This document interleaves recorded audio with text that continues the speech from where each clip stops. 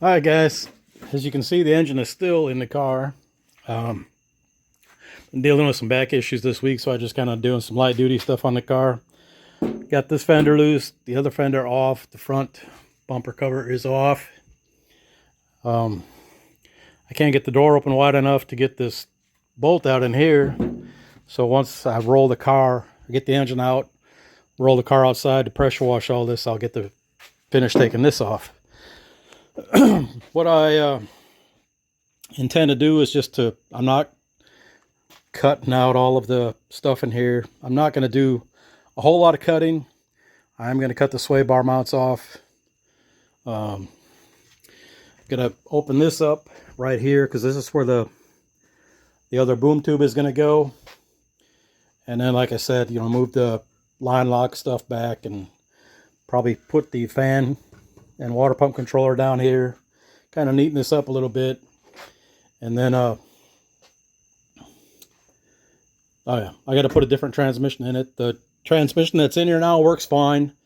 That's going in the Capri. Rod has got the other transmission.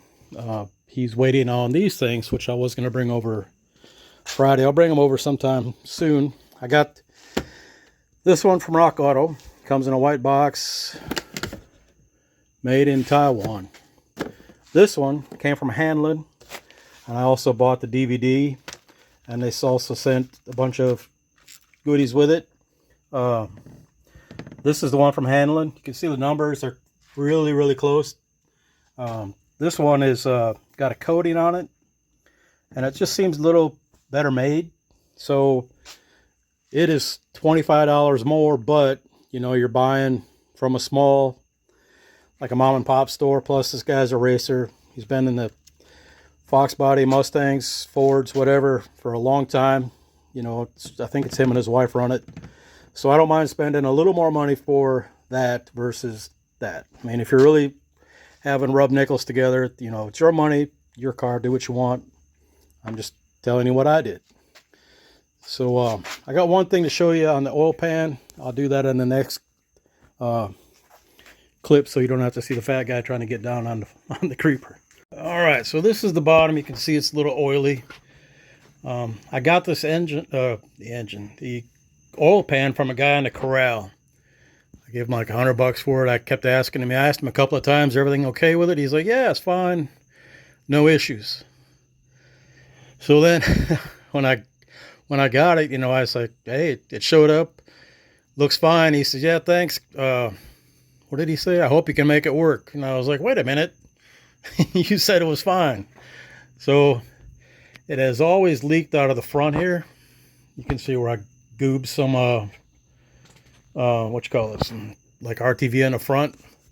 But the real issue came after this is the engine that came out of Eric's son's 86 GT, the short block.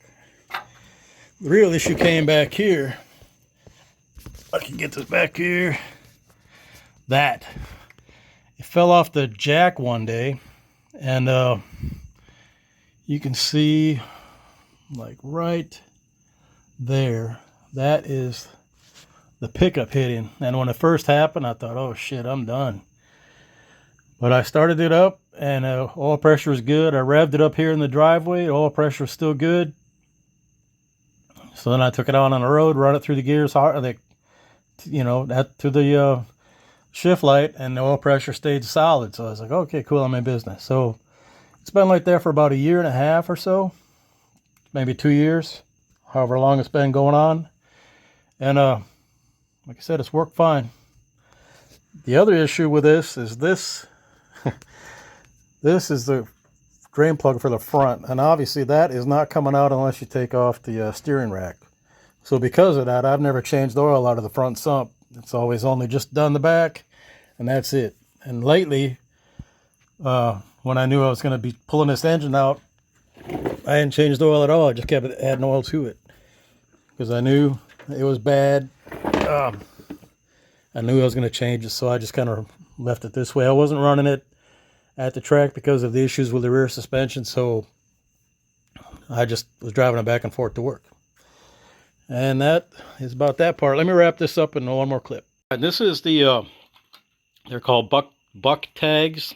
They were right here, just on a mounted to a screw. I put a little coat of paint on them a while back. So what they start out with, it's Florida special paint, roof and rear deck. And they start out, it's a black coupe. You know, you can see here in the engine bay and up here in the, you know, on the doors and all that. And then they paint them, I think it's cream. Well, I mean, it is cream, but I think the yellow, whatever, goes just on the back. So that's the color I intend to paint it. It's got a code and everything. So the engine bay, outside of fenders, all that's going to be that cream color. I always wanted a tan one, but Amir's got one over there in Pensacola, so I didn't want to be like him, you know, whatever. So that's what it's going to be. Eventually, I hope it goes a lot faster than the LTD goes. And I guess there's not much else to say. Taking the stuff apart's easy. Putting it back together is usually what takes the longest, especially with me. So I'll get this out. Engine out. The transmission, drive shaft's unhooked. Everything is ready to go. Oh, another thing I got. These headers are going to go on the Capri and the X-pipe. I was able to get a set of RCI headers. Those are what I have on the red car. Those, if you remember a while back, I did a video on the the way the pipes go into the collector, how it goes on a radial pattern. It generally makes, you know, like 7, 8, 10 horsepower more. And seeing so I'm going to still run the stock cam, I kind of need all the little stuff I can get. So these are going on Vincent's Capri, and I'm getting the RCI headers and an X-pipe, and I'll get that on here. And there, that should be about it. I mean, it's kind of sucky video again, but you'd expect that. You subscribe. So I'll wrap this up and get it posted up on the YouTubes. All right, fellas, appreciate y'all. Later on.